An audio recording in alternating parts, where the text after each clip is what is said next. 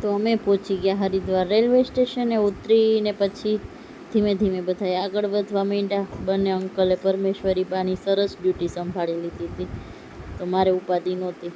આ છે આપણા ગંગાજી ખડખડ વહેતા, સામે આરતી થાય છે.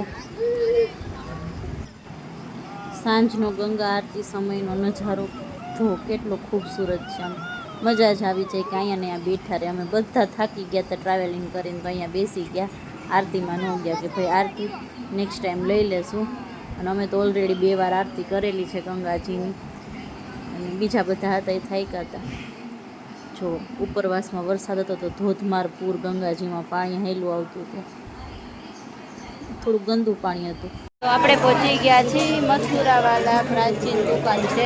અહીંયા ચાટ અને સ્વીટ વખણાય છે અહીંના, તો આપણે અહીંયા ટ્રાય કરશું. તો અહીંયા બને છે આપણી ચાટ. કભી ભગીરથસિંહ ખાઈને કહેશે કેવો ટેસ્ટ છે. સારું છે.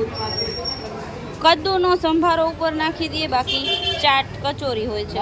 આપણે પહોંચી ગયા છીએ પ્રકાશ લોક મસૂર લસ્સી ફાલુદાવાળા. અહીંયા આપણે શું ટ્રાય કરશું? સ્પેશિયલ રબડી ફાલુદા. ये आ गया है स्पेशल कुल्फी रबड़ी फालूदा, मजा આવી જશે. આવો